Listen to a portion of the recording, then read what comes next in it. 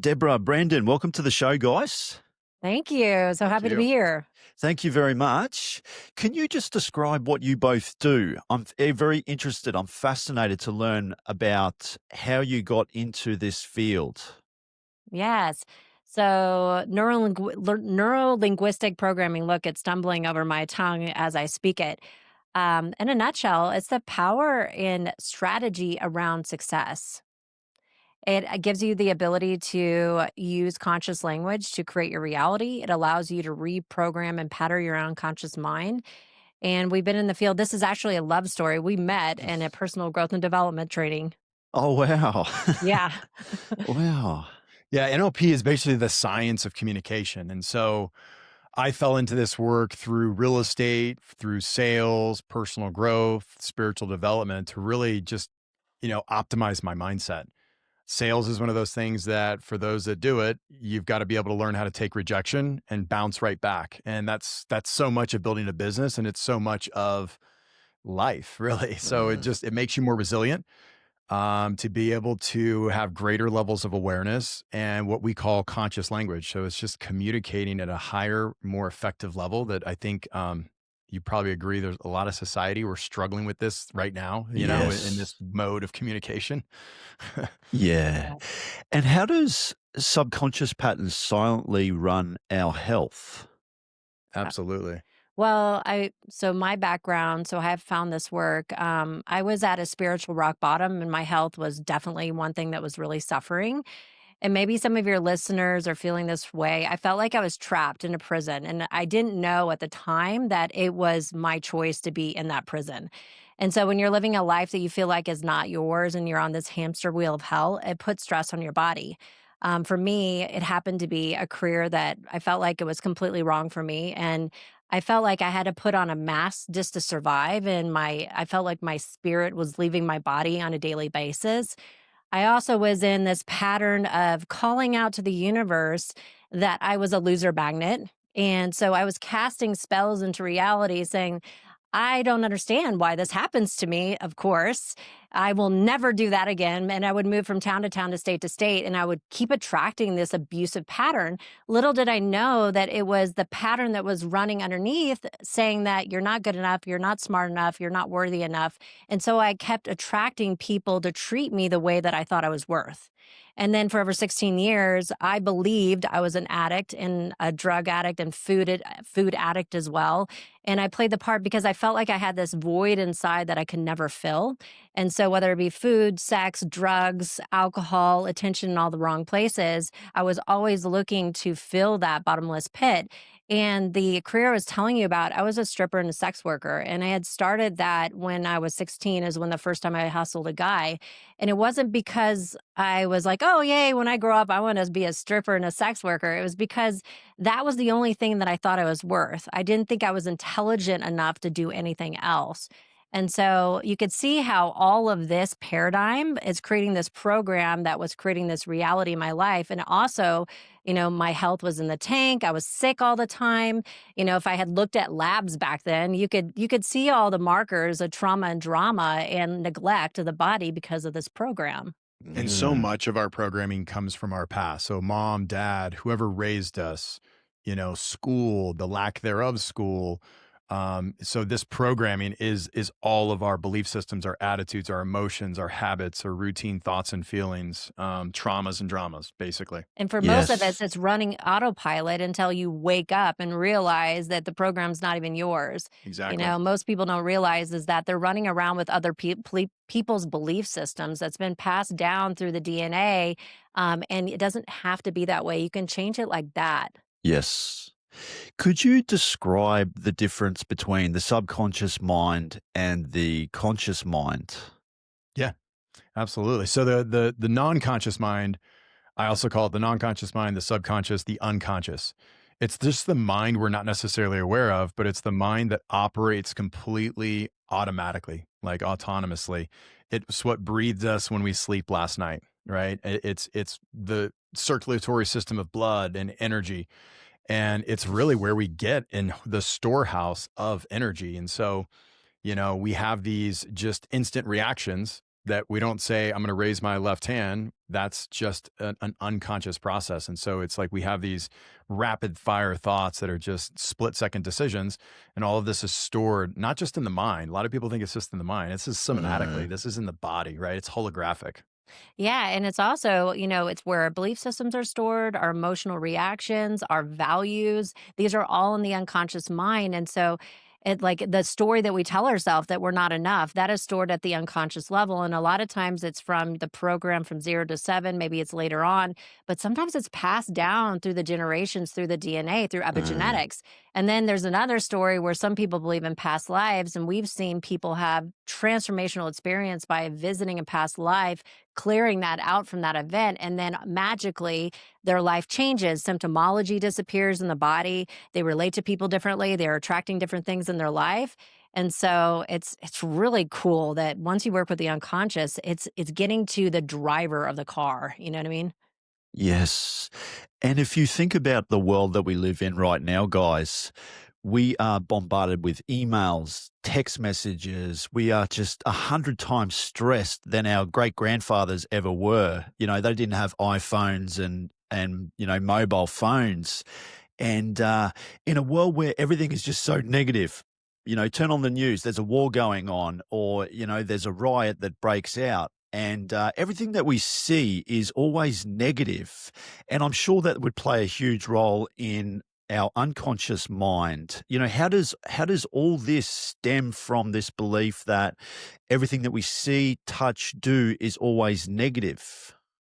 Yeah. It's totally conditioning too, right? It's patterns and repetition of the unconscious mind. Eventually what you do is you learn it. Like, this is a great example. You're into MMA, right, James? Like fighting and so forth. And that's such an unconscious thing, right? You learn techniques and moves consciously, but then you do it so many times through repetition, you relegate it to the unconscious mind, right? You relegate it to the subconscious. So then when you just see that in the peripheral, you're literally already reacting and responding, but it's now with this conscious awareness through the subconscious.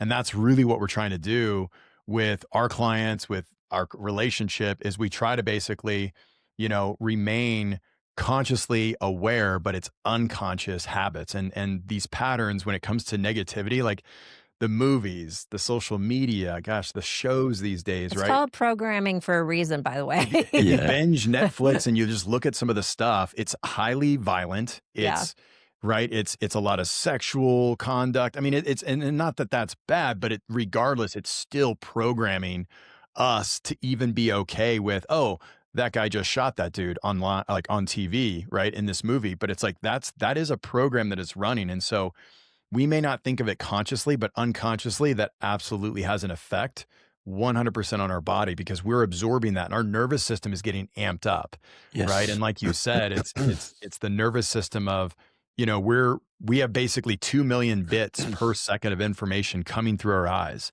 Like, and so we're just bombarded with this emails and text message. It's like you're driving Yeah. 100 miles an hour. We see all this stuff and it just gets overwhelming. Yeah. Yeah. And you did mention as well that childhood, a lot of these beliefs that we have about ourselves stems from childhood, and our parents or great grandparents can have a huge influence on our upbringing. But what have you come to learn about the subconscious mind and how that correlates to early childhood? Yeah. So, what type of environment you're in, 0 through 7, you're imprinting everything without any wedge or critical of faculty. What we mean by that is having a choice of what is installed and not installed. And going back to the movies and everything that you watched as a child, I'll tell you a story that's kind of gives you an idea of this. I used to love Little Mermaid when I was a little girl. I loved everything. I probably watched it 1,000 times when I was a little girl. So the story goes is that falls in love with this boy that's forbidden, and her dad says, "No, you can't be with him." And so she goes to the evil witch, gives away her voice, and then runs away to this forbidden place to be with this boy. And her dad comes to save her. So guess what I did when I was 16? I fell in love with this forbidden boy. My parents didn't want me to be with him because he was older. So I stole my parents' credit cards, got on a plane, and flew to a forbidden land, which was Florida at the time. And then eventually, 6 months later, my father rescued me. So, my story about the bum magnet as well. Well, I used to call myself a loser magnet. Well, Pretty Woman was my favorite movie. She was a prostitute. She used to say she was a bone magnet. So, what if these movies are installed into our unconscious mind? And then also, what is the environment of which we're pulling in? And it really happens to do with how the person is, because you could have one person, like he has a twin. They had the same environment and they're completely different people and they look at the world in a different way. And yes, everything is going to be programmed at the unconscious level from the environment, depending upon esoterically, from my perspective, what their soul needs to get. Right. And Yes. so there's another question there is like, okay, so what's the soul driving the bus in terms of choices and decisions and programs? Mm. I don't know if you guys are aware of this, but we've just had a law passed in Queensland. So I'm in Queensland, Australia, and we've just had a law passed that anybody under the age of 16 can't use social media. So no TikTok, no Instagram, no Facebook. Because I think there is certain patterns that have sort of rewired children's brains, getting this dopamine hit. And I can't imagine if I was brought up in this generation with social media. And I mean, our attention span has just been declining rapidly. What have you come to learn about how children are now raised in an environment, especially just with everything that's happening externally around them? How does that sort of impact their own sort of patterns of beliefs and you know, what have you come to learn about that? That's fascinating. Yeah, Um, I didn't know that. yeah, I mean, and I think it's actually great for Queensland. It I is, think it's also, I have there's like good in pros and cons, taking Pros away and right? people's cons there rights is is. There's like Yeah. interesting. freedom, there's like freedom of being taken away at the same time. It's like I can see it under 16. I mean, look, the human brain for Yeah. boys is still developing up to 25, 26 years old, right? And so Yeah. you're absolutely right. The dopamine, right? It's just this instantaneous dopamine, and that's the thing that social media has done, is really driven this instantaneous, got to have it now, right? And like you post something, and it's like, oh, how many likes or comments did I get? And so Yeah. you're really like feeding off of other external stuff. And our whole thing, through spiritual development is, outside, within, and outside of you. It's like you got to focus on what's inside, to create happiness. So I feel like education is again going to be, from my perspective, the game changer with that. I don't know how I feel about mandatory government taking the rights away from parents to decide what they do with their children. That's Mm. another topic in itself. yeah, And I also know that, yes, social media, I couldn't even imagine. I had body dysmorphia growing up with Teen Yeah. Magazine and stuff, and it created a lot of problems in my life. I just recently got my breast implants removed because it was toxic for my body of 19 years. I look back at those pictures, I have so much inflammation, but I got it because I didn't think I was worthy without having big boobs, right? Yeah. And so there is a whole way of thinking about it in that way. And I think that if I was educated on self worth and self love and realizing that this physical body and this experience is just part of it, that there's a whole spiritual aspect of this world, and not from a religious perspective, from all aspects of this world. And we're here to grow and transform our soul and to become of service to the world and having personal growth and development at a young age. I think that the pressures that the social media then creates is a root cause, like it's symptomology, excuse me. It's symptomology of something that's broken. So if we Mm. started raising these people with understanding mindset and self-worth and how to communicate to your unconscious mind and all that stuff at a young age, there wouldn't be the pattern of self-worth stuff, self-worth and also Mm. comparing myself to others and imposter beating syndrome. myself up, thinking I'm not good enough and all this, trying to fit into a crowd that doesn't really relate to me because I know who I am. And Yes. so if you know thyself, then none of that really matters at the end of the day because like you are worthy of being here. Yeah. And guys, if you look at hyper successful people, so high performance entrepreneurs, they have some sort of childhood wound, whether it be a parent or caregiver that said they weren't good enough. Um, what have you come to learn about working with hyper successful people, very ambitious people? Yeah. So when I was, I'll tell you a quick story for me, and then like kind of how my brother and I got on this path with personal growth and development because an amazing grandfather of ours mentoring us. And when I was 11, um, you know, well, actually before that, I got held back in the second grade, my twin sister and I. And it's fascinating because two human beings, exactly the same experience. We ended up retaking the second grade together. And like that caused this whole other, because that's like almost like the beginning of the end of like when we started to really be totally different human beings and how we responded. I had the chip on my shoulder, right? So I'm just like wanting to beat the shit out of everyone and like, sports, like I'm going to get those guys that we're supposed to, I was supposed to graduate with, right? And so that just kind of led me into real estate at a young age in 18. But at 11, I saw my father get fired from the corporate world, which again, the chip on my shoulder, I was like, well, if that's what the corporate world does to my dad, PhD, master's, brilliant man, like scientist, great company, employee, dutiful worker.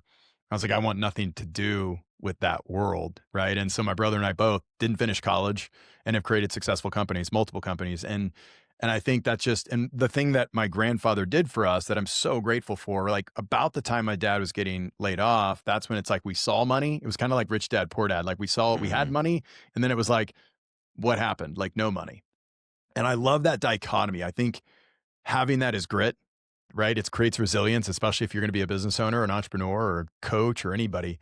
And my grandfather said to us both, he said, whether you choose to go to college or not, and I come from a background of just college degrees, he said, college alone is not enough to be successful in life.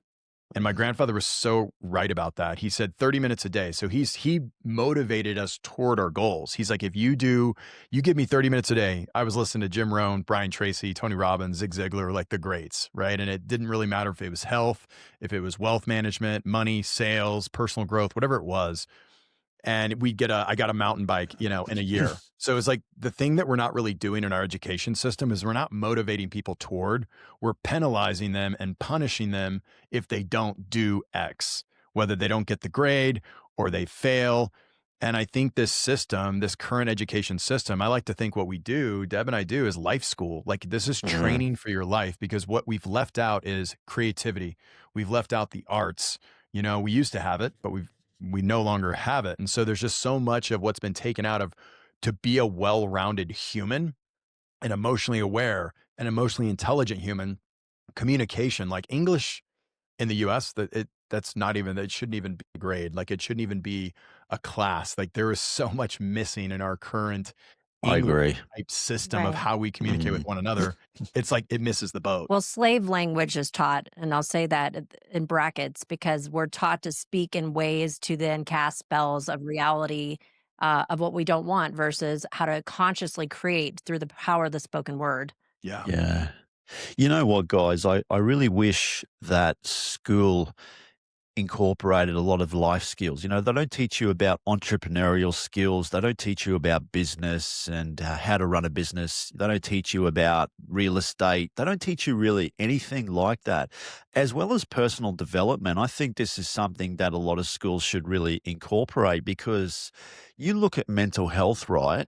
And you look at the amount of people that are really suffering mentally right now. People are just depressed.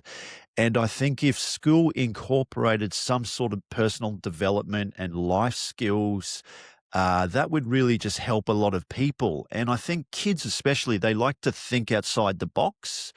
What do you think we can do as far as a curriculum in school to really help children excel in life in all areas? Yeah, so I was diagnosed with a learning disability of dyslexia, ADHD, all the different things. So, first of all, from my perspective, it would be a great idea to stop labeling people Yeah. because I mean, whatever you label, at least for me, it was like, oh, now I see what's wrong with me. But then it creates, which was kind of, it felt good in the moment. But then over time, it became a badge of honor. And so then I would say, oh, I can't do that because I'm dyslexic. Oh, I can't do that because I have ADHD. Oh, I can't do that because XYZ. Right. And so, first of all, stop labeling people. And the school system, from my perspective, is just broken because the curriculum is designed to create worker bees, right? Yeah. It's not designed to create multi-dimensional beings. It's not, like you said, with entrepreneurship. And so figuring out, yes, that's a path for some people. Some people are going to be very happy and fulfilled working inside of a corporate world structure, which is totally fine. And looking at the other kids, which are the kids that a lot of times get labeled as behavioral issues, which they're kinesthetic learners, because they need to move their body all the time. That's why recess is so freaking important, and having martial arts and gym class and stuff like that. Those people are those kinesthetic learners that they learn by doing. And so really taking a piece of what you see in Montessori school, where you kind of pick the child's path based upon what the child is interested in, and then developing their natural given talents, and not labeling them like, oh, just because you're all over the place, that means you have ADHD. What if this kid is look at all the top entrepreneur, like Virgin Airline, what's his name? I was just thinking Richard about Branson. Branson. Yeah, he was labeled ADHD, all the different things. It's But look, creativity. it's creativity. His number one thing that he said is to be able to creatively imagine what is currently not present. And I think I love what you said, it's a James. superpower. It's like, and an ADD, it's like It's a superpower. that's attention deficit disorder. You don't have attention deficit. You have You're looking at a lot of things. You have so much attention on everything. There's no deficit at all. Like, it's just so fascinating the way we label stuff. And I'm So if telling we're gonna label people, let's say that, oh, you have a superpower. You can focus on 1,000 things at once, and your mind is rapid fire, or you're fantastic at using your hands and working the body, and so let's label them in a place where it's empowering versus disempowering. I think that's a good place to and start. motivating without shame, Right. without guilt. Yeah. And fear. kind of back to that dopamine thing with social media. It's like they're feeding off of these negative emotions, repressed emotions, and they're making money off so many young people. They're making money off all of us, as far as just the overall societal system, It's right? pleasure pain. It's pleasure pain oriented in terms of motivation, and pain also, negative emotions are just as addictive. Right. So that's why people are attracted to drama on TV, because the pain and that is chemically addictive as well. And people that know about social media know that they're harnessing that to, there's like be able to control I call the them situation. the keyboard warriors, right? They'll sit behind and you could watch a great podcast, like an amazing whatever podcast, and then you have somebody that makes a comment. You're like, that is such a perspective that just doesn't even bear putting out into the world, right? It's a perspective. It's fascinating. Anyway.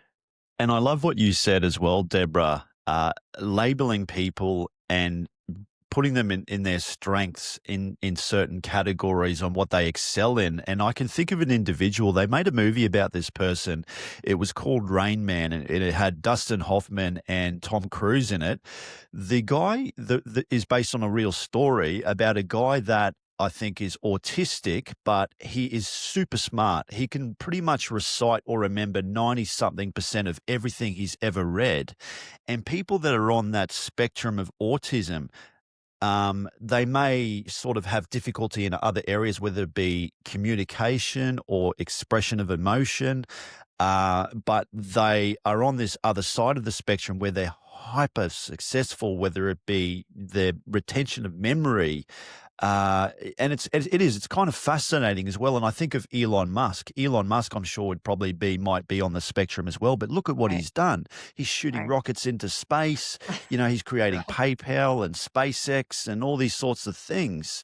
It's pretty remarkable. And I think you're right. I think we need to stop labeling people. I really do. Yeah, it's so fascinating that, it's the box that traditionally this is the path of success. You go to school, you go into higher education, you get a degree and you get a job, you have the white picket fence, you have a family, and this is what you're supposed to be happy. That's one path, and that's okay for those people that enjoy that path. That's okay. However, there's a quantum level of different paths because we're multi-dimensional beings, and to really harness the power of that, and so the old system says anything that's not that path is broken, and so then they label it with the DSM, they label it with whatever it is, and then we can talk about this on a different conversation. But then they have a pharmaceutical pill to fix that problem. So there's a lot of money that's involved of keeping that. And because, just saying, here in the U.S., we can absolutely Adderall, say that. Xanax. I was doing all of it, right? We've worked with so many practitioners. Like, one of our main clients is holistic doctors, functional medicine people, health coaches that have, and even personal trainers that have truly realized like our medical system here in the US is completely It's broken. corrupt. It really Yeah. is. Like we're creating sick care, and that's the tough thing. It's like we have to first we can't be labeling everything else as wrong. It's like we have to really look at the system. Is it supporting its highest and best use for the people? Right. And is it creating conscious thinkers, critical problem solvers? Is it fostering creativity and critical thinking? And I would say we're a little short on that, quite a bit short. Yeah. Yeah. And what's the Jager method, guys? Can you talk to me about that? Absolutely. So the Jager method are kind of our framework around high performance coaching. So we work with high performance clients, and what they'll do is they'll fly in for a 3-day breakthrough weekend with us, and we're infusing biohacking, so very much body movement, Food is medicine. Yep. 100% nutrition, absolutely. Getting out in nature. Getting away from seed oils, right? Some people have no clue that seed oils is even in our food. At least here in the U.S., it's a nightmare. So really showing them kind of this path around how the mind, the body, and the spirit can really just integrate into one. And deep level of transformation, like doing the shamanistic journey of going back in the past, clearing out the negative emotions that are holding them back. And then integrating that in, how do you structure your day in a way that's going to be the most fine-tuned, high-performing journey for yourself? And so we spend three to 4 days with people, and then we send them on their way, and then we work with them as integration for 60 to 90 days of tasking period to make sure that all the work that we did is now going to be rewired in the mind body connection of the nervous system on the physical plane to then change their environment, because the environment is so important. Environment will pull you back in if you don't change it. And we Yeah. we really will love tying in the nature piece, the biohacking, cold plunge, sauna. Yeah. We do red light, we do the vibe plate, like we just, meditation, breath work. So we're really encompassing like so many different esoteric teachings and just rituals. Really what we're doing is helping people like slow down to speed up. It's like, let's not run, let's walk. And I think for like high performers, for some of us, it's like the hardest thing for them to do is actually like just meditate for 15 or 20 minutes or an hour, or like literally we've had high performers where we're like, don't do anything today. And they're like, what do you mean? They're like, and they literally cannot sit still. Sit They're still. like, they're freaking the hell out. And it's just like, Yeah. it's fascinating to help people slow down to speed up, to gain presence, to be grounded. I think and that's the thing back to like dopamine, like as a society, as a culture, we need to really slow down and be more present with each other. And if we can do that, I think we can really eliminate some of these bad habits that we've picked up because of technology, right? Yes. Depression Yeah. is effing rampant. What we're doing to soldiers and warriors that are coming and seeing some of the worst of society, and then we expect them to integrate back into society. Like that's our framework, is like, how do we gain ritual? We don't sleep with our phone. We don't wake up to our phone. With the first 2 hours of our day is without the phone. We Yep. also turn off our Wi-Fi We too. turn off Wi-Fi Yeah, at just night. have a It's like we digital detox. literally unplug from the Yeah. matrix Right. every good. night, and we don't start our day looking at freaking emails and schedules. Right. We Yeah. have that down, that ritual. Yeah. Yeah. Yeah. And can you explain quantum time technique? Can you talk about that? Yeah. So have you ever heard of a time loop modality? Like a No. regression modality? So everybody has an internal timeline that you store. It stores all your memories of this lifetime, your genealogical and epigenetic timeline of stuff that's been passed through the DNA, um, through your ancestors. And then you also have from our perspective, you have a soul timeline of different past lives. And so you can go back and visit these events and regress and clear out the negative emotions, rewire the stories, and also neurologically rewire it in the mind and the body to where then when you come out of it, and the cool thing is that you don't have to talk about it. It's a way of doing it in a gentle way so you're not reliving the pain of the experience. And when you come out of it, all of a sudden you speak different, you feel different. Things that are in your life start relating different. Like for an example, if he pisses me off and then I go do some work on some ancestral stuff, all of a sudden the things that he used to piss me off Won't bother me anymore. Why? Yeah. Because it was something inside of me that was getting projected by him being the mentor in the mirror. We even see That never people happens. disappear. It's like magic. That never happens. We project on each other, right? This is the mirror universe that we live in. So we put Yeah. people in a gentle hypnotic trance. It's just Mhm. like meditation, right? You can get there through breath work, you can get there through meditating, and you take out the conscious mind. So you're not consciously like ruminating or, running rapid fire with all these thoughts. You're relaxed, you're calm, you're grounded, you're in your body associated. And then that's where it allows you to find new perspectives on these memories that could be highly traumatic or could be one of those types of memories that we think about it daily, because there was a significant loss of some sort. And we're helping people look at their past in a very specific way that gives them new, profound, empowering perspectives, whether it's this lifetime, a past life, or, genealogical, right? So, like all the men in my family, all the women in my family. So, we don't realize as humans that we can really pass down through DNA memories, associations, all these different things, right? Have you heard of epigenetics? Epigenetics, Joe Dispenza's work, Bruce Lipton. Yes. Yeah, I have. I've read a tiny bit. I don't know too much about it though. So they did a cherry blossom study with field Mice. mice. And so what they would do is they did conditioning with anytime they would smell the cherry blossom, they would shock. There would be this stimulus shock on the bottom of the cage. And then the mama mouse, she had like six Generations generations of pups.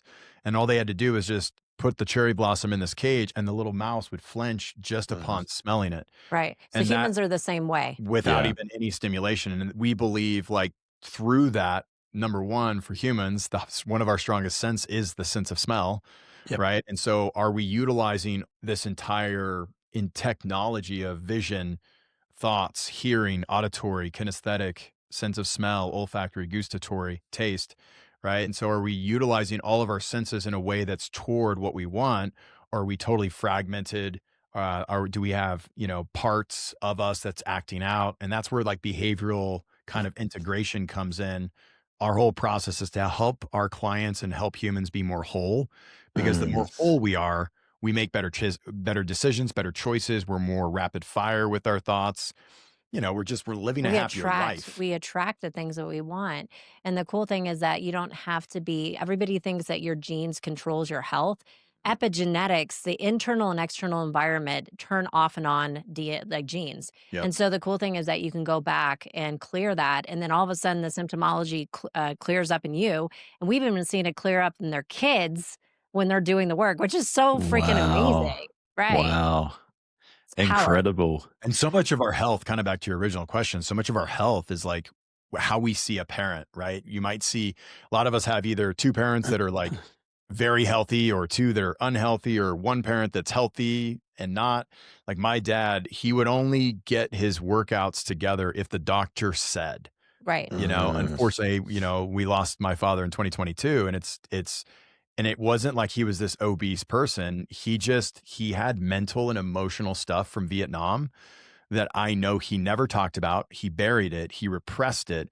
And so I look at physical health, and this is something for anybody that's doing personal training. We've worked with so many practitioners, and we've had over 3,200 people through live events and trainings. People that are obese or overweight, they first go, oh, maybe it's this eating habit or it's emotional eating, or they need to fix their diet. But the reality is the first thing we've noticed, it's trauma, and the body is so inflamed. It's trying to solve and heal this core wounding, and we've had people literally release sexual abuse, any type of physical abuse, and Bullying. shed 30 pounds in 30 to 60 days. Like we had Not changing anything. and they haven't even Wow. changed their diet. We haven't even talked about working out. Like what they did is they release so much, they just start shedding the weight because it's truly energy. Right. It's blocked energy. And if the body doesn't allow that energy to flow fluidly, that's one reason why, especially in the US, we have an epidemic. We have a pandemic of obesity. It's insane. Yeah. Right. And we can't get to the physical until we really address the mental and emotional. Right. Yeah, it's interesting as well, Brandon and Deborah. When we think about even relationships, especially entering a romantic relationship, a lot of people will ask the question, why are you with him or her? They treat you like shit. They're terrible for you. And why do people sabotage relationships even though there are a lot of green flags? Yeah, I mean, I was the queen of the green flags. Yeah, I mean, again, it's the pattern, right? So, what has been passed down through your lineage, right? And we've seen a correlation with how mom and dad relate, how grandma and grandpa related. Was there even mom and dad, right, present in the upbringing? And so then that then will be projected. And you'll hear the story, oh yeah, he married his mother, or she married his dad, or Mm, the what I did is, my parents, my mom was kind of like the powerhouse controller in the family, and my dad was the sweet, more feminine person. And there was a lot of enablement going back and forth. And so, at an unconscious level, I thought my dad was weak. And so then I went and found the complete opposite that was not loving whatsoever, that was not weak at all, but it was weak in a different way, right? And so we either reject what we have or we then attract the same thing that we have, but it's still coming from a pattern of disempowerment versus what do I truly want and what do I desire? And then knowing that you're worthy of having that. Because a lot of people will stay in a relationship because they don't think that they're worthy enough to get anybody better, or they don't want to be yeah. alone, right? So they just put up with it. Or there's a cultural program that you just shut up and put up with it, right? You keep it together for the kids because that's what you do, even though it's abusive. There and it Mm, the thing about majority of society is we would rather have certainty under the unknown. Right. And so to be in a relationship that's like somewhat toxic, that most people would say, wow, that's a toxic relationship, like the example you gave, like that certainty in that toxic relationship is It's actually safe and familiar more comfortable than the unknown of being alone. of being alone, mm, having to deal with one's thoughts and feelings. And 0 to 7 is the imprint period. So like if we I can't remember the percentage, but I know it's extremely high that if you come from a broken home, you're going to create a broken home. mm, Right? If you see mom and dad get divorced for whatever reason, it's like they're doing the best they can. But if you at a very young age, 0 to 7, you're like a sponge. You just soak up your environment, the yelling, the love, the lack of love, and then 8 to like, what is it? 14 is like this kind of, you begin to get into this other period of modeling. And so if mom and dad are not having a loving relationship, you will basically bring that into your nervous system, and then you go create that. And that Mm. is the thing that we yeah. don't realize is like, that's what our thing when we talk to parents, it's like if they can't resolve it in themselves as a couple, they're going to install it Right. in their kids, all the Mm. scarcity, right? All the fear, all the uncertainty and the doubt, like all these negative emotions that just seem to drive so much of our society into what we don't want.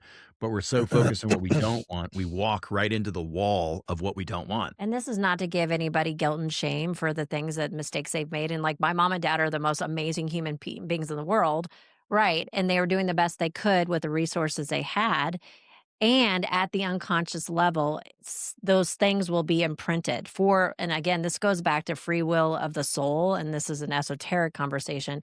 I truly believe that we choose our parents and our environment when we come in to develop ourselves in a certain way to then fully actualize our gifts. And we all know that adversity creates strategy, success, ability, wisdom, all the different things. And so, what if we chose that environment to then have that environment be the metaphorical piece of sand that's in the oyster that develops the pearl, right? It's just that we're not taught that that's how the system works, is that our failures and our pain can actually transcend and to be of meaning and purpose to others. And so, we always say the mess is the message, right? Mm, We have choice to take our power back through all the things we experience. There's gold inside of that. That's why we call everything alchemy, because we're taking this like dense lead material, and through the process of spiritual alchemy, we're creating perfected gold to then we can share with others that wisdom to empower other people. And that's really the best gift that you could ever have from our perspective.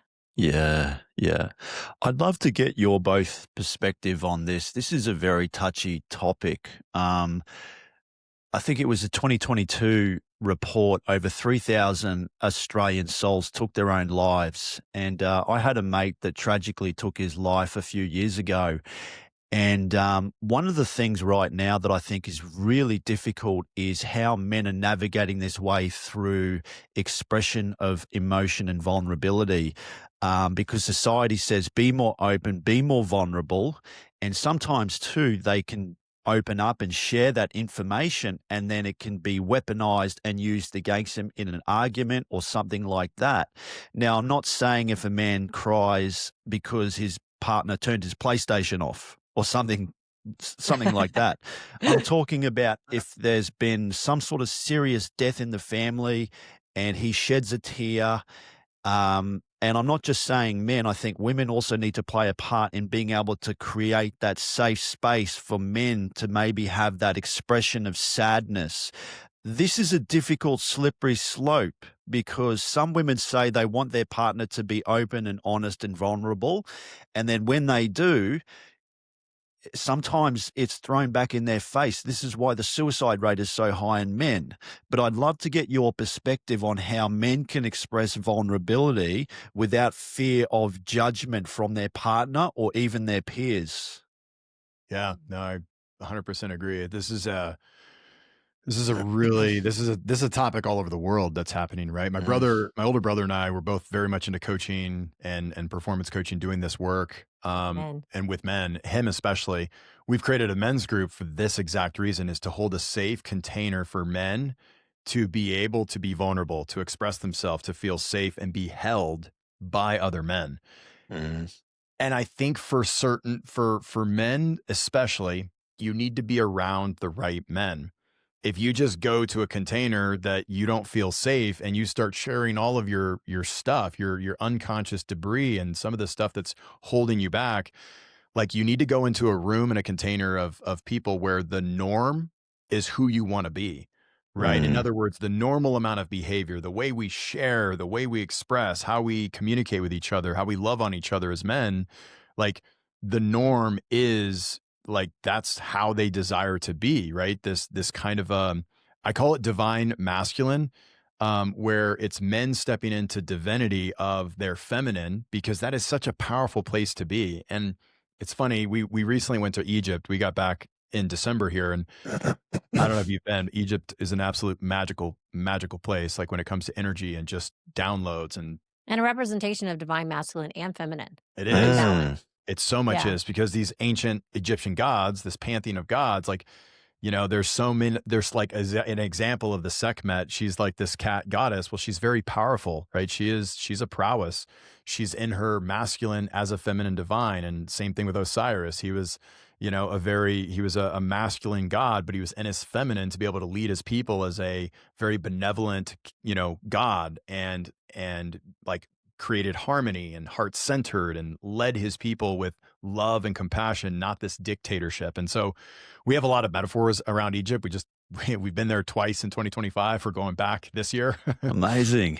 We love that. We love that place. And I think for men, it's really, like Deb said earlier, it's environment. We've got to know who we're around. And I think for some of us, we find it really hard to leave the old circle of guys. When Deb and I first got together almost 12 and a half years ago in training, I was hanging around a group of men that were all successful, making $200,000-$300,000 a year, right? Doing this, doing that. They were successful guys. But then we'd go party on the weekends and have guys weekends. And, they would be doing all kinds of just debauchery, and married, kids. And then I was the single guy, so they'd be throwing me under the bus. And I just think that Deb shined this light. She's like, is that the kind of man you want to become? It was a really beautiful question. And I was like, absolutely not. And I realized then, because she had done this in Vegas already before me, she up-leveled her friends. And I think this is something that we I forget. cut everybody out of my life that I used to be doing the shenanigans. And you can get, and totally go there, right? And I realized though, like, who we are around most, we become. And I think that's the thing that people are so afraid of. Fear of like losing the current circle of friends we have to be able to up level to a completely new, unimaginable level of empowerment, of love, of safety, of confidence, compassion. There's just so much good that comes from, and it's hard for people to realize, like, if you left this circle of friends, who would you attract because you were able to become more and want more and desire more. And I think that's something that as soon as I left that group of friends, I met a whole new circle of men that I respected, that I looked up to. And that's instantly when behavior for me started to change, right? Because we look Mm. for other people to model. Who do we want to become? Whoever we're modeling, we're going to become that thing. And if you don't like what you're around, or you've come to this unconscious mindset of, you know, just I don't want to like basically put a name to the behavior, but if you don't like who you're becoming, like as an example, you're eating crappy toxic food and you're not working out, and like there's a group of friends that are just becoming a bunch of slugs. Like if that's what you want to be, great, power to you, right? But if you want to Mm. become something more, then hang around those people. And I think it's so hard for some of us because we love our friends and we also put up with a lot of crap that quite frankly, it's holding us back. Right. And I from my perspective, and I'll just make it quick too, I feel like we are going through an evolutionary I can't even say it. Evolution, Yes, that evolutionary. word, process of who we are as a species of humanity, and the roles and dynamics are changing. And so there's this upheaval of like, how do I relate? And so there's an identity crisis around men as well as women, like Mm. where do we, how do we show up in the relationship? And, just to remember that hurt people hurt people. And so when other people lash out at you, they're most likely coming from their own trauma space. And looking at him, there's something no more sexy than whenever I see him. He had a huge transformational experience when we are in Egypt, and he was weeping for a whole day, and I thought that was so sexy. That's Like, I am awesome. yeah, like, it's so fucking sexy. I'm sorry if you That's have to so cut that cool. out. Because I saw him be in his heart, and I saw this new version of himself, of this like, the smaller part of his ego start to integrate and transform into this new version of himself. I And had a massive ego death. yeah, and Massive. in like having a partner that's on the growth path with you is really important. And by the way, women, toxic masculine, there's also toxic women too. And I Mhm. have been that toxic woman where vindictive, hurtful, shamey, critical, jealous, all that stuff. And that we have work to do too. And so realizing it's not just about the men, the systemic, or whatever the word is, a lot of people like to throw those labels around, like that is a reflection of what's going on inside as women, and vice versa. And we can all come together, we can heal our wounds, and then come back together and come from a relating, loving, kind place. And I think Yeah. there's work to be done on both sides, and I do not get on the bandwagon of being a victim, as a woman. Like that's just not my experience. And I even worked in an industry that typically you would think is objectifying women. And I had a beautiful experience. I also had not so good of experience, but I believe I was there by choice. Nobody was doing it to me. So that's my 2 cents. Yeah. I'd love to turn it back to you again, Deborah, on this topic, because I think it's a job for a man to protect his partner physically, but I also think it's vice versa. It's also a woman's job to protect her man emotionally. And in times of crisis, and who does he want to turn to the most? It's probably going to be his romantic partner. But what can women do and learn on how to create a safe space for men? And I think of it back in like World War II, right? When our World War II veterans would have come back home after war, they would have seen some fucking horrendous Yeah. shit. And they would have had night terrors. They would have woken up in the middle of the night screaming and crying. And I wonder how the women back in those days would have helped their men overcome those obstacles. But this day and age, too, men are scared shitless about opening up to their romantic partner because they're worried about being used or weaponized against them in a future argument. Because I've read a shit ton of forums of Mm. men saying, never open up to a woman because it's like bleeding next to a shark. Where the fuck did all this come from? What are we doing as a species, as a society, where we can't openly express our insecurities to one another?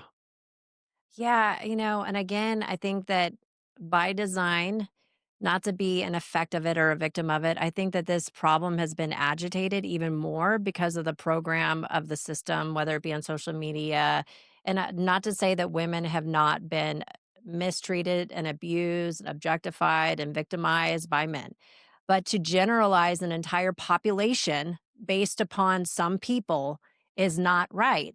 And so there's already this like agitation, like you did this to me. And so if you're coming from a place of that, of like throwing darts at the other person, that's not a place to come from my perspective. And so I think there's already that program that's running underneath the hood that's causing some of this. And then there's another program that, toxic masculine, toxic, or sorry, and then like the powerhouse woman, and she's supposed to be the super mom. And so these are these role dynamics that are clashing, but all of them actually contradict each other and they don't create a very healthy, happy relationship. So, from my perspective, evaluating, and this is something that we do, is we get together every quarter. We just did it this last weekend, and we figure out what is important to us in our relationship, in our divinity As a together. couple. Like, what is it? Communication. Well, what type of communication? What does support mean specifically? Intimacy and sex. Like, what's important? And like, where do I feel supported? Where do I not feel supported? How do I want you to communicate to me? And then also hold it as a standard together to co-create. And so whenever he's in his stuff, I mean, it doesn't happen perfectly. By the way, there's no perfect freaking relationship. We trigger each other. We've been doing this forever, right? This is part of the game that we're here, is to trigger each other to grow, right? So we already automatically know that our divine partnership, number one, is to spiritually grow and personally grow together. Right. And so when you come from that basis, no matter what triggers happen or slinging the darts or whatever, when we're being unconscious humans, we know that it comes from a purpose to grow and transform, as long as we're getting the learning and we're working towards a better united version of ourselves. The other thing is really understanding what the partner needs, because sometimes like women will get in our space. Well, he should know how I feel and think and what I need to support. How the hell that's is he total going to know if I don't BS. say anything? That's what's happening, is like Right. this, This oh, he mind should know what reading. I want. We're mind reading, Right. and we're not getting intimate in conscious language of That's saying, so well, true. what Right. specifically, honey, do I do that triggers you? And then how specifically would you like me to be instead? That's conscious language, right? That's how you diffuse these fights, these conversations that turn into fights with couples, And realizing that everything he does that I cannot stand is a reflection of me, and vice versa. Because there's something that I'm doing that's totally unconscious that he's showing me as a mentor in the mirror for me to grow and transform my soul, and vice versa. So as he points fingers at me, there's something he's doing unconsciously, and it goes both ways. And so when you come from that framework, the conversations get really deep and really powerful fast. That's when couples can completely intimate. The thing about it is, like, the masculine, feminine, like everything is like the law of polarity, Right. the law of gender, the law of opposites. Like, we have to learn as a couple, as a humanity, we have to learn how to alchemize each other's energy. Sometimes I'm more masculine, depending upon what I'm doing She has a or in our powerful company. energy, and men, we have a powerful masculine energy. We also, as men, Have feminine. we need to learn how to get into our feminine, because just holding space as a powerful masculine frame, like for me, I can come in very strong, very intense. I started in real estate at 18. I burnt a lot of relationships in my 20s because I just didn't have that awareness of like coming in hot. His tone is I fucking intense. tore shit up. I mean, it was just it's just the way I was. Right. And then I got this training in mindset and NLP and emotions. And I realized I was letting go of anger from my dad and lineage. And, I was a chronic person of frustration and anger. And I would blow up. I'd come in as a hothead, probably from my athletic days of basketball, volleyball, water polo. Sometimes I just wanted to kick people's ass, like literally on the field or in the pool or whatever. And men, we have that power, but we also don't realize how much power we have coming in with this feminine, soft approach. Like, we can get so much done. And there's a societal program too. It's like, if you call us men, this is something that's been going around the US for a while. It's like this narcissistic pattern, then you're gonna, and this is the thing, like, cause I had this happen with a person we had hired. She was like, "You're a narcissist, Brandon." And I was like, for the first time, I realized what a female narcissist was, because you can't recognize something in someone else that's not also in you. Right. So if you're going around calling these people, life, friends, family, whoever, narcissists, clear out the narcissist in yourself, analyze, right? Work on yourself to say, okay, why do I keep finding the narcissist patterns in everyone else? Well, that's because it's in you, right? If I go around and it's like, you're an asshole, you're an asshole, you're an asshole, it's like at some point I have to address the There's an asshole asshole in inside. myself. And And then what Mm. do you get out of so this was my pattern because I was attracted to narcissistic type behavior archetypally, right? But I was an internal victim narcissist because I would spend all day long focusing on why me, pity me, blah, blah, blah. So of course I would attract a narcissist that was an external type of narcissist because it was reflecting what was inside of me, right? I think for men, I think, like my dad is a Vietnam vet, which was just to me, you know, probably may upset people, but I think that was just a fucked up war. And the reality of that is the men came back with more PTSD and trauma than we ever had seen, at least in the last 100, give or take years, which I know it's been a program for thousands and thousands of years. And we really didn't support those men. And it was like, buck it up, deal with it. And then Desert Storm and more recent wars in our lifetime, it's like now we started putting a label and then supporting the crutch with processes and drugs and all the things, and I think we've slowly been creating this turn of women stepping more into their masculine, men, because of that, forcing up men to be in their feminine. And I've seen this in relationships where it's like the dichotomy is totally the polarity is so off. You have this super soft spiritual man They don't want to have sex who's because with this there's no attraction powerhouse anymore. corporate That's right. professional woman Right. who's making all this money, and they don't get along, right? And so it's like there's this societal thing, but we've really got to unwind what's going on with the patterns, but also what's going on with our subconscious patterns and habits and behaviors within each individual in the relationship. And realizing the polarity is contextual because sometimes in our Mhm. business, I may be masculine in the context of which we're doing. And then we switch in other areas and knowing that it's fluid versus like it has to be this way all the time. Is It's more unrealistic. functional depending upon the context in which you're working on. And not shaming men and women Either or. when they do switch back into that, because that's the power of flexibility. Right. One of the teachings in NLP, you probably know this, the law of requisite variety is the person with the most flexibility. It's like the fighter with the most flexible techniques and moves will win the match And control the system. and That's you right. control the Mm. system. So, it's very much similar to that. If you can get very flexible in your behavior, your communication, the way you carry your body language, your posture, your gesture, you will ultimately negotiate, the cleanest. And I think that's where we've got to just get away from the shame and the guilt and just like, judging these behaviors. Let's create the most flexible human being we can for peace, for love. Right. Yes. And you mentioned the word love as well, Brendan.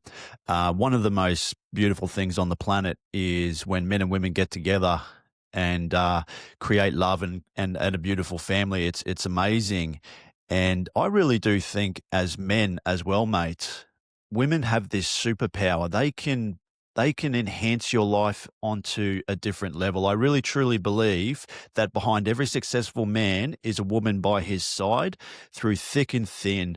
And I think also women vice versa. Men can be a great support system too. But what would be your advice to people out there that are in relationships and they want to be able to catapult themselves to the next level? How can they both support one another? I used to think, so when I was single in real estate, I was like, oh, I'm single. I'm going to make a lot of money. And what you end up doing is creating a lot of distraction, especially if you're a guy and you're single trying to build a business. It can be a challenge. Nothing Mm. against that. And the reality is I've created more success, more conscious awareness in my own self with my wife, my beautiful goddess, my Isis queen, than I ever did single building a business on my own. And it's because of exactly what you said. It's a powerful woman standing next to me. Mhm. She has so many strengths to help me see my blind spots and my shadow areas where I might make a decision in real estate investments or hiring this person or getting on stage. And she's like, hey, I think you could say that a lot softer. And I was like, yeah, I think you're right. I agree because I felt it. And your intuition has helped me so much. And, created more fulfillment, happiness, success, and love in my heart with her than without her. And I think, I just think that's very powerful. So when guys think, oh yeah, we're going to do so much single, Like there's this energy that we have as a power couple in our business, with our team, in our investments, that there's an enjoyment that I have going to Egypt and traveling and doing life with her, with adventure, than I ever would do on my own. And I think the fastest way to grow and accelerate personal growth and spiritual development is through relationships. It's not business. And Everybody thinks choosing it's a conscious business. relationship. Everybody thinks it's business. Oh, I'm going to make more sales. I'm going to learn language. I'm going to learn all these skills I don't have. Yes, great. And I spiritually have grown as a man because I'm in this relationship facing my shadow, because everything I love about this woman is me. Everything I can't stand about this woman is also me. Yeah. And that's where the growth lies. And I think for guys, if we think we can do it alone, or, women too, the relationship is the fastest path to accelerated like growth, evolution, spirituality, whatever you want to call it. Relationships, hand down. I've grown more in this relationship for my business than in my business for my business. For me, it's a fundamental belief system and values that we're in this for growth, right? If you come from that place, that foundation, and you're seeking personal growth and development as you grow together, it's just a great place to be, because the more, and it doesn't even mean you have to do the same personal growth and development, but as long as you're constantly working on yourself, that's going to relate how you relate to your divine partner, and vice versa. Yeah. Guys, how does your work address emotional patterns that show up physically in the body or as chronic health issues? I love that.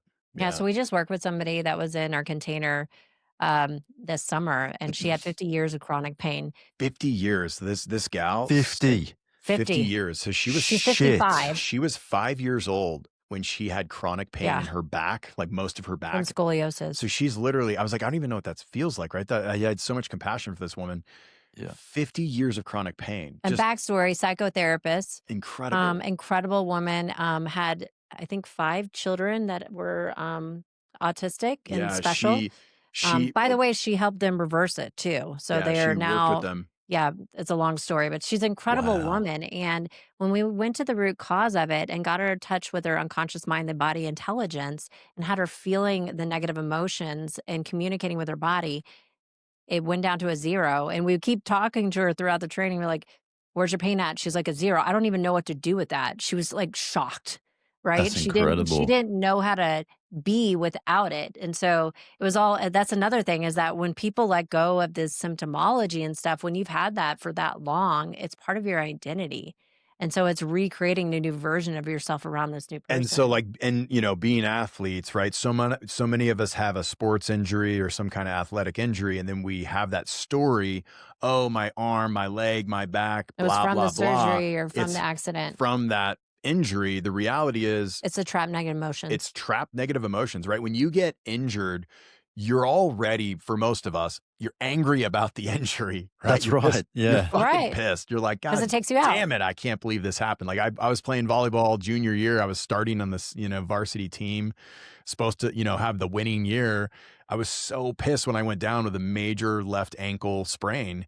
And I realized like we bottle up the injury, the emotions in that injury. And so if people have a back injury, whatever, we're telling people this story, ourself, the body, the story. I believe everything's somatically charged. Like our belief systems, there's just so many books. There's so much quantum science around the fact that the body is keeping score. There's a book called The Body Keeps Score. There's Dr. Hammer's work. There's so much of what we teach in our retreats of helping people get in control of their body through association. What most people do is they reflect and deflect the pain. I don't want to feel that. I don't want that. Repress it. And repress it. And then the body is basically, the back goes and you go, ah, and the pain is your guide. The pain is pay attention. Pay attention to your body, because the pain is your guide. And so all we do is a quick process to help people feel the emotions, and the pain releases like that. Like so 50 years of chronic pain with this client, and she released it in 15 minutes. Right. Wow. With a demo on stage. And get this, our level 2 retreat, we hike up about 1.5 miles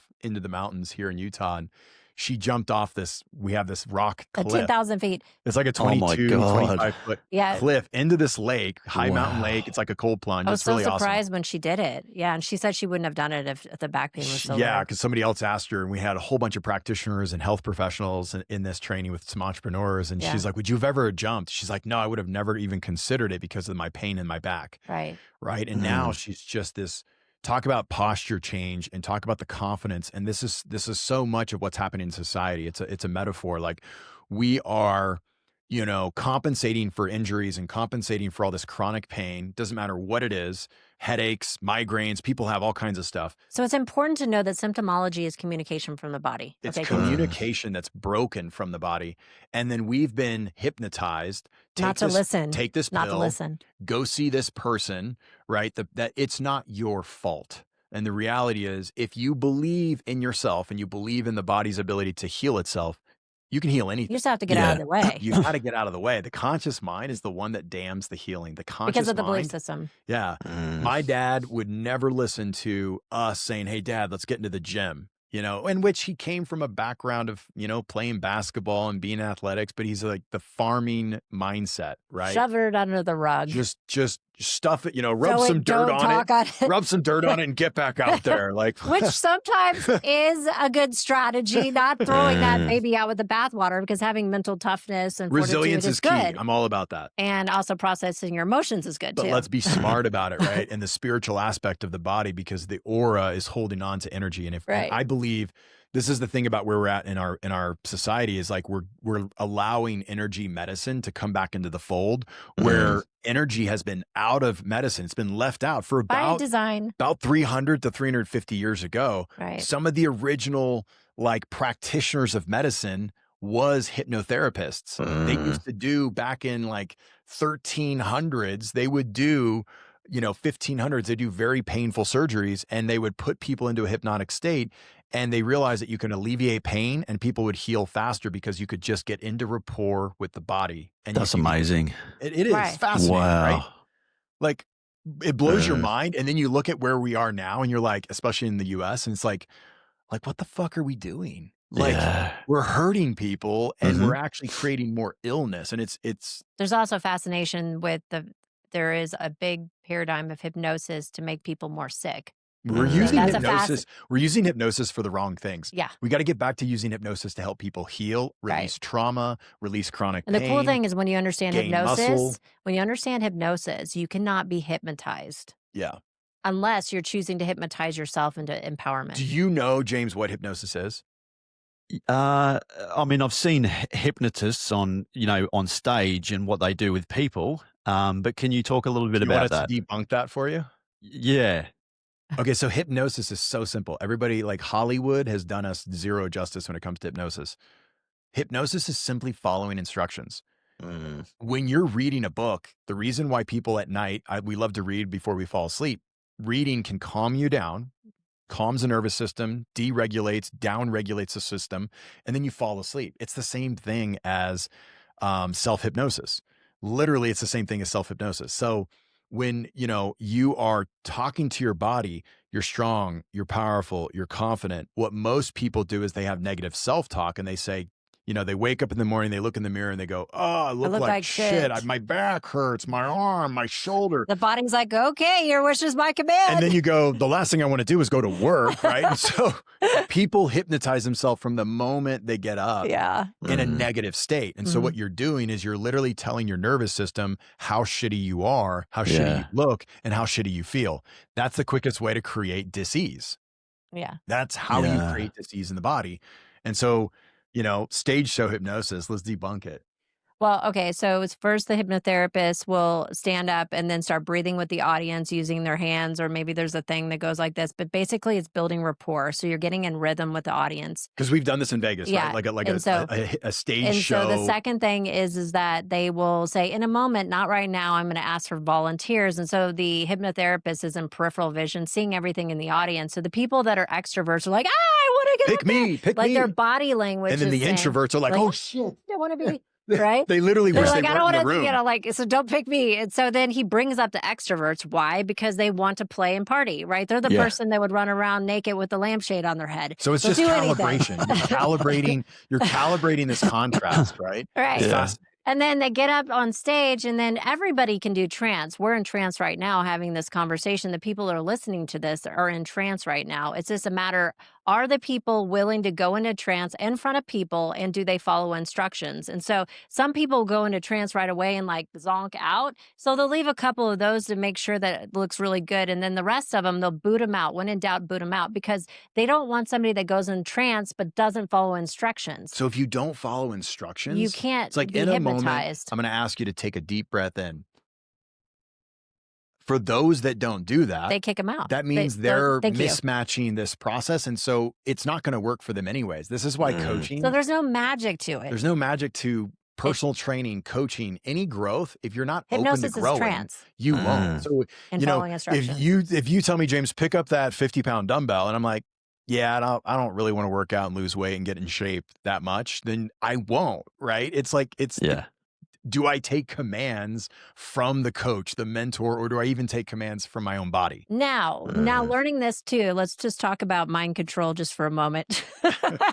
Because there is a phenomenon where you go into trance in a very short amount of time. So they did studies that getting on social media as well as watching TV, you're suspended into a reality that you go into a light trance. And so when you're in a light trance, you are suggestible to suggestions. That's why in America, there's commercials that talk about the new miracle pill, and then they tell you about all the symptomology that you're going to create, because that goes right into the unconscious mind. Why? Because then you ask your doctor about the new purple pill. And so that's why there's product placement in movies. And when you understand that, you don't get on those platforms and you allow yourself to be programmed. That's why it's so right? important, like for personal training, for anyone using clean, toward motivating language, Right. which means like we had a trainer one time in Austin, Texas. We used to live Like, in Austin. don't stop. Yeah. Don't stop. And I'm Don't like- quit. Don't quit. And I'm like, I All can't you tell my hear- body to stop. All you hear is, fuck, I want to quit. Yeah. Like, you know, I'm on my 50th push-up. I'm like, stop saying don't quit. All I want to do is quit. Right. And so instead you say, keep going. Keep going. You Let's got go. this. You got this. You're more. I believe in you. Right. So we're literally installing Because we're in negativity. trance while we're working out. So if I say, don't slip and fall, James, you have to think about slipping and falling to negate slipping and falling. And then what happens? Usually people go, oh, fuck, I fell. Yeah. Right. And that's Yeah. why the unconscious mind can't process the negative. You can't think about what you don't want to think about without thinking about it first. Think Isn't about that fascinating? It's amazing. Wow. It's like, holy Yeah. shit. And this is what we hear on the news. This is what we hear in movies. Because you're in trance when Right. you watch the news. So that's why we say unplug from the programming and only watch things that are lifting you up and installing things of healthy, And happy, abundant life. Trance just means transderivational search.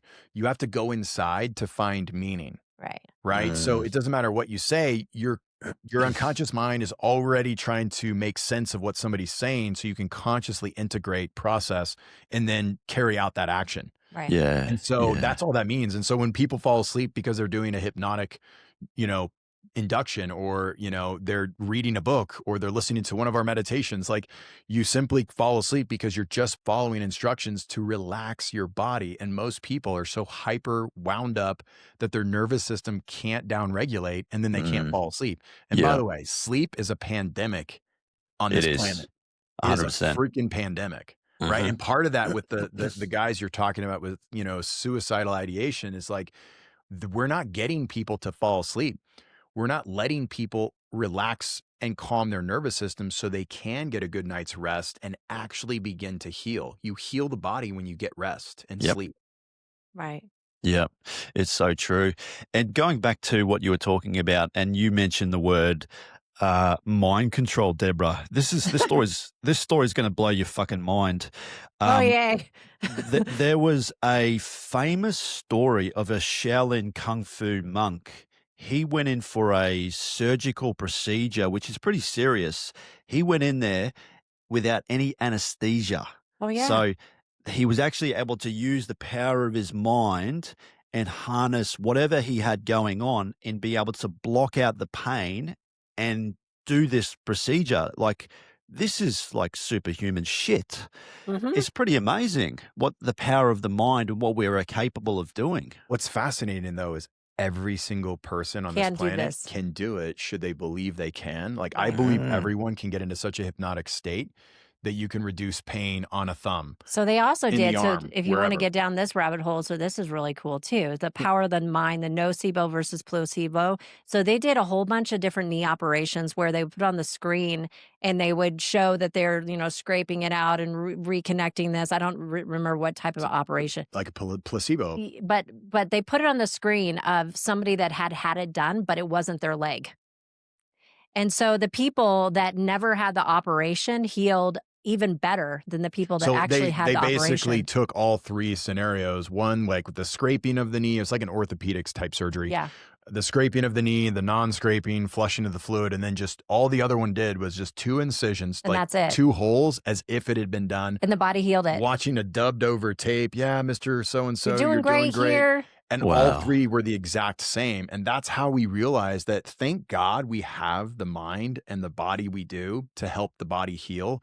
Because I think so much of society would be even further down and out, down this chronic pain and illness route if we didn't have like this incredible suit to help us heal. Because I don't think it's so much the meds. I think it's the belief in the medication that people take. Right. I really believe that more medication, yes, there's certain pills, there's certain things that do save lives. I would say majority of it, we could probably argue on that, but definitely here in the US, I see a lot of illness in medications that people should not be taking, and friends that are doctors that are like, I don't prescribe my patients this. And I believe that people have a belief system in the fact that if you give me these 2 blue pills, I'm going to take them.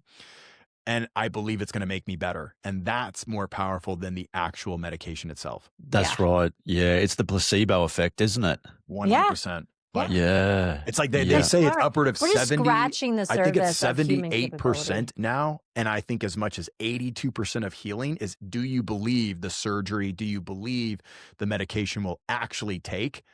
And this is the thing is we are gods in training. We are gods in potential. If we can tap into that energy, tap into that power, whether you're religious or whatever, the bottom line is spirituality exists because we are energetic beings. And when we decide at some point in our life to tap into that energy, you can create an incredible relationship. You can create incredible, deep, intimate connections with other human beings. You can become self-aware. You can be emotionally intelligent beyond what we are now, which I think is what is happening in our society. We're going to see this in our lifetime. Like it's incredible, an incredible time to be alive. There's so many advancements in longevity, and it's not just the technology and the stem cells and all that stuff. That's us, our superhuman gifts turning online. And you're going to see, and we see it at miracle healings all the time. More in our people containers, are empathetic, but also empathic. being able to see things before they happen. Their spiritual gifts are turning Intuition. online. And going back to God's untraining, I believe, because we believe in Jesus, we believe in many different ways to paths to God. I think that Jesus, what he was showing us was what's possible.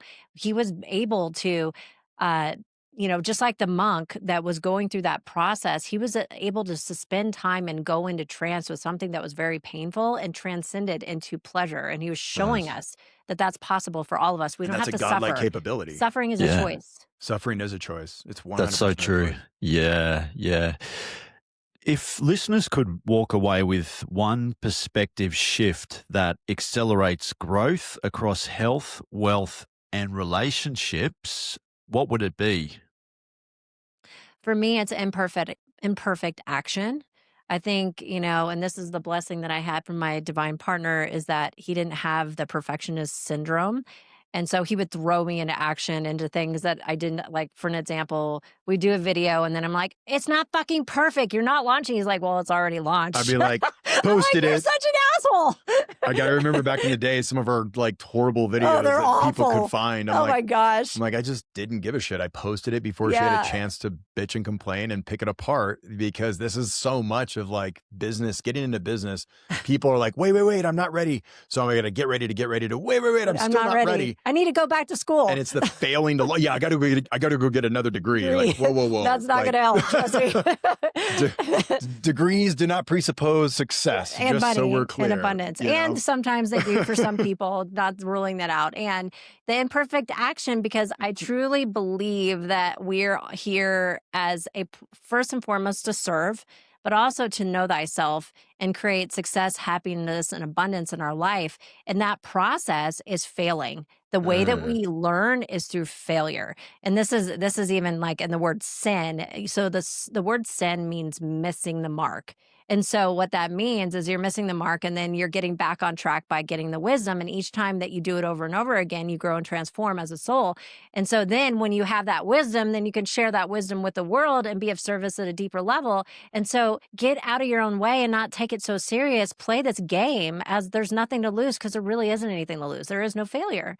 And there's only winning and only wisdom and only love and abundance from that. Yeah. And you know what, too, guys? I've come to learn some of the kindest people on the planet have had some sort of traumatic experience. You know, uh, they've just been through real hardship, but they are so kind. They're empathetic. They're benevolent. They're able to connect with people.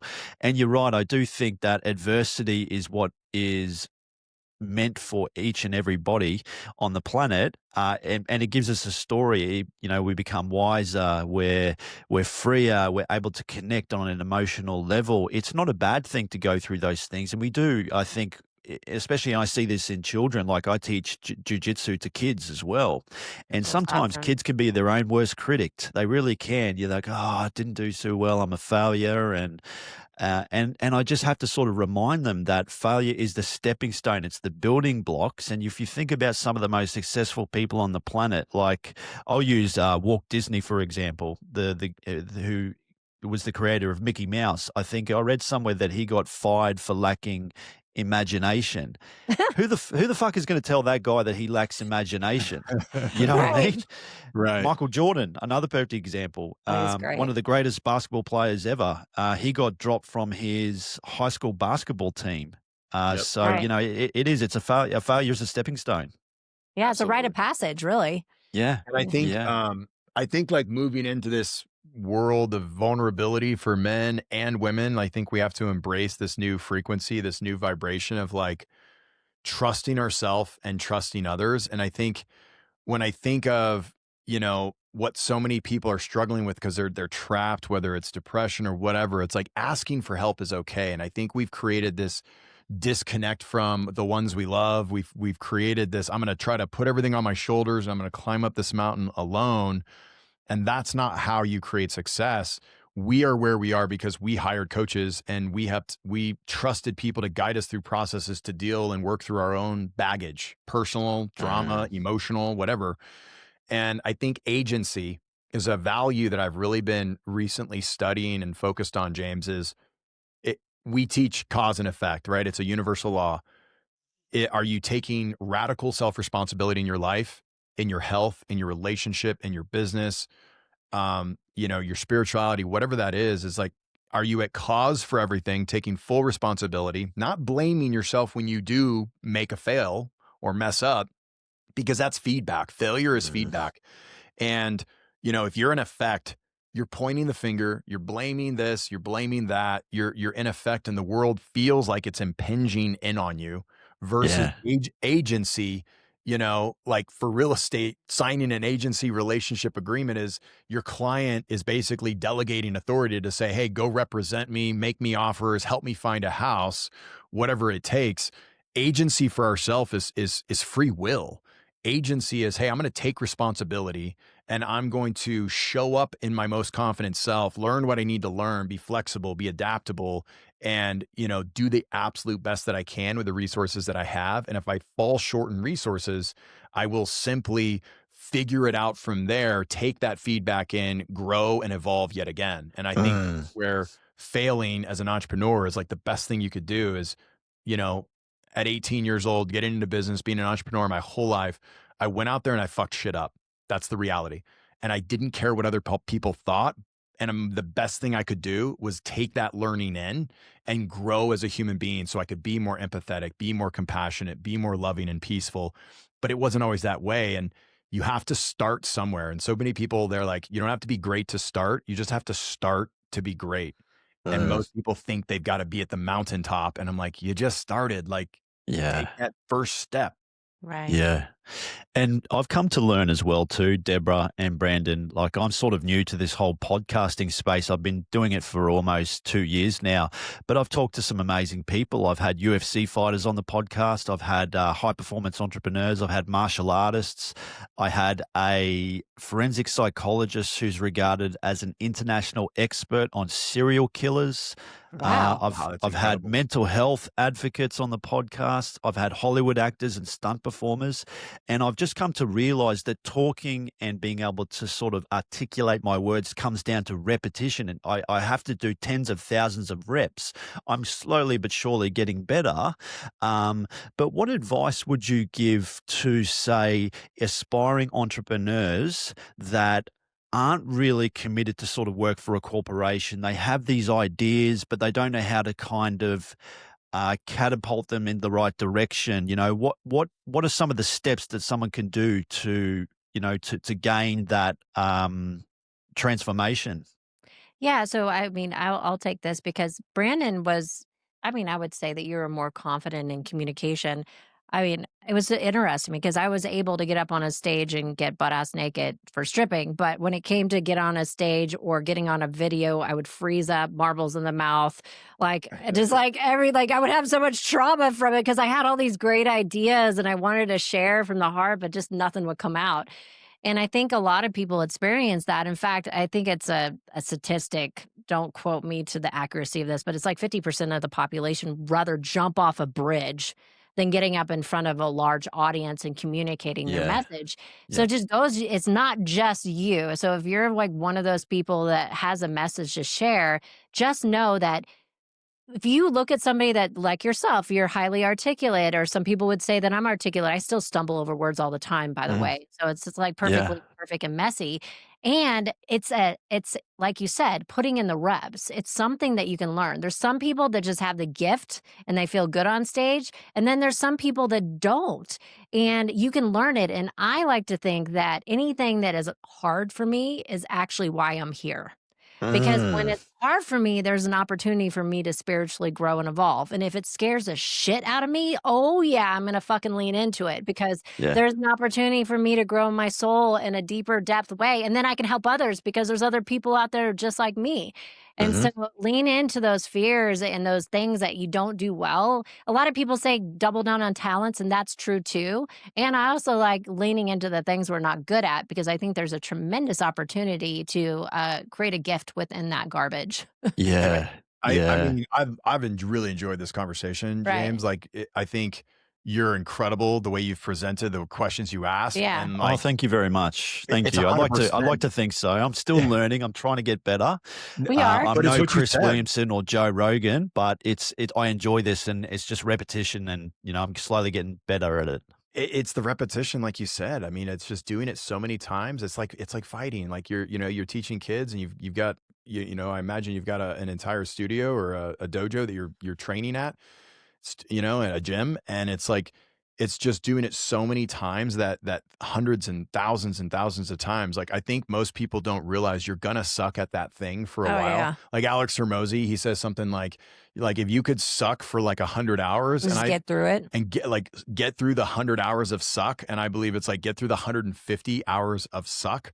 Like, that's what I did in real estate. I literally made cold calls and got hung up on so many times that after a few hundred times of getting hung up on, I didn't care anymore. Same thing with training. Like when we first started training, oh my God, we're so awful. I mean, there's times where people would leave the training because we're that bad. I mean, whatever. But like you just keep showing up and you know that it's, eventually you're going to get good at it. And then Yeah. over a period of time, you're going to see yourself grow. And going back to the conversation with you about you're not Joe Rogan, first, from my perspective, you will never be Joe Rogan because you're unique. Yeah. Right. Mm. He's such a fantastic model for all of us that are podcasters. I freaking love the man. And like, I love Joe Rogan. yeah, like we model after him, and He's fucking you hilarious. have a unique gift that is only given to you by you and source intelligence that you're going to fully actualize as you continue on this journey that Joe Rogan couldn't do because he's not you, right? And that's the cool thing about being human is that we have a special thing. It's like a snowflake. We're unique. And when we develop that, that's where the beauty comes out of it. The highest, everybody thinks, a lot of people think the highest frequency is love or peace and then love. But the highest frequency that we can vibrate at, do you know what it is? It's authenticity. Authenticity is like that thread that connects you to soul, your soul's connection. When you are you, you're vibrating at your highest. When I am me, I'm vibrating at my highest. For Deb, the same. For all of us, if we can just simply be more authentic to our true self, like that to me is where the growth begins, because we care so much about what other people think. And the question is, for what purpose? For what purpose do we care so much about what others think, others' opinions that don't really matter? Like I think that's the fascinating piece is authenticity. Be authentic, right? You're creating your own show the way you do it. That's great. And that's what's best. That's your way, right? And your listeners will be no matter connected what, to you. no one can take that away from you. Same right? thing. That's authenticity. Yeah. I've just got one more question for both for you guys. This is one of my favorite quotes. Mark Twain once said, "The two most important days of your life are the day you were born and the day you find out why." What have you come to learn about your own life experience, and what is the why? Why do you do what you do? It's a great question. Thank you. So I just turned 40 last October. For me, I did real estate for almost 17 years. From 18, I still had the business. It was over 17 years, and I just completely fell out of love. I still loved investing in real estate. I love having properties and things like that, but like actually selling it as a real estate agent or a broker, I just was like, I got to find something else to do. When I met Deb, I found a different why, which is like, maybe we could do this work together, because I was looking for a goddess to build my empire and go out and make my mark on the world and help clients, impact, transformation, all the things. And then in Egypt this past December, just literally 2.5 weeks ago, I found my true purpose of I know who I am. And I had this connection to Osiris and this Osirian energy, who, if anyone knows, Osiris is a farmer. He helped people in ancient Egypt grow their agriculture program along the Nile, helped people fish and hunt, and like just taught them conservation, which is a big piece of my background. I'm really big into nature and grew up, my dad taught us how to hunt and fish and all these things. And we were farmers on both sides of my family, California farmers, Midwest farmers. And so it was just fascinating having this clear connection, like this pure soul divine connection. And what's crazy is we've been doing this work together for almost 12.5 years now. And like at 40 years old, I'm like, I finally know exactly who I am. And I'm living that, and I feel that. It's not something that I'm compensating for or filling some void. And I just think like you have to go out there and try things and be okay with having some failure, which is just feedback, and being okay to change careers, being okay to change. Hey, this business didn't work. I'm going to go start this business, right? If this career isn't working and you're a corporate person, corporate professional, and you don't like what you do, find your passion, find fulfillment, because happiness is more important than money. Right. For me, anyways, like that's my thing. And I love helping people break through their stuff to become their best self. Their highest potential is what I want to help people become in whatever field that is. I feel like that's my why as well. And, I had this experience in level 1, and then meeting him a year later, where I had this miracle healing where I dropped all the drugs and stuff like overnight. It was instantaneous. And after that, I'm like, oh my gosh, I'm here to help shine the light in some shape or form. But then as I've gone through my studies and transformation and experiencing different things, I truly believe my why. I believe that anybody that is on this planet at this time, including yourself, and anybody that's listening, first of all, this planet, from my perspective, is a spiritual boot camp. And so if you're on this planet, it means you're a warrior of the light. And I also, when I say that, I mean that we're going through a 2100 year cycle. So we're moving from the age of the age of Pisces to Aquarius. And it doesn't matter if it's in astrology, if it's the Mayan tradition, Peruvian tradition, all the traditions around the world. That's why they talked about the Mayan calendar stopping at 2012. Mm. No, it was the end of an old cycle.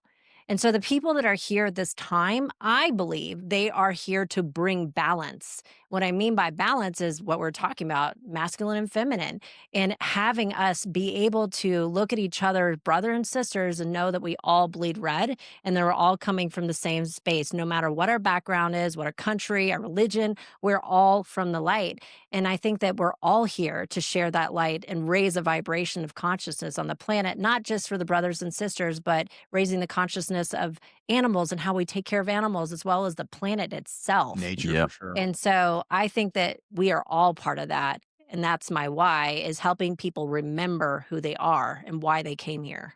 Yeah. Great response, guys. It's been fantastic sitting down and having a chat with you both. I could talk to you guys for hours about personal development, entrepreneurship, spirituality. I just find it fascinating. I love what both you are doing. What have you got coming up, and where can people find you if they want to book in some coaching, or what have you got going on? Yeah, we've got Your Vision Alchemy coming up the 23rd of January. We do a really awesome Like 3-day 4 event. times a year. We do quite a few live events. We love the in-person connection, the intimate connection. And we have different webinars and things that lead people into our live events. Where they can get a taste of it and get some real life tools right away. And then we also have yagertraining.com where people can find us. We also have a YouTube channel, Yager Training, and we do a podcast. We would love to have you on for the podcast Love to have too. you on our podcast, Your True Alchemy. Yeah. And I would love to hear more about your story. to me, everything we're Oh. doing, You're a badass. yeah, you Thank really you. are. We've had so much fun talking to you, and Yeah. just how to help people transmute. Alchemy is about transmutation. We can't transform until we figure out how to transmute. When we can transmute dense energy into light, high frequency energy, like that to us is like, that's magic. And we just want to help more people do that. So check out yourtruealchemy.com. Your True Alchemy is also our podcast. Yeah. And do you think there might be a possibility of you two coming to Australia and doing a seminar or something like that? Absolutely. We're always open to that. Where are you at? Are you in Sydney? You're in Brisbane? Queensland, No, yeah, I'm in Brisbane. So Brisbane. I love Brisbane's Brisbane. a little bit up from, so Sydney's down here, Brisbane's here. North, yeah. So it's probably about a little bit above the Gold Coast. So are you familiar with the Gold Coast? Yeah, so I've been to Brisbane, Bundaberg. I actually had the opportunity 20 years ago to this tiny little island off of Fraser Island called Lady Elliot. Yep. It was like only big enough to fly a plane before it falls off into the ocean. It was incredible. And Yeah. Australia is so gorgeous. I've never been, and I'm really excited wants to to get go. there. So Now I we've wanna go been- back. And we love to travel. We love adventure. So 100%. Yeah. You would love do it, this again in Brandon. person. You'd love it. I'm not bragging, but we have some of the best beaches in the world. Yeah. I love beaches. I love Yeah. water. Yeah. Amazing, guys. Thank you so much for jumping on, guys. And I look forward to hearing more about, your workshops and seminars. And fascinating talk, guys. Thank you so much. Thank you so much. Thank you, James. Appreciate you. Thank you Thanks, so much. guys.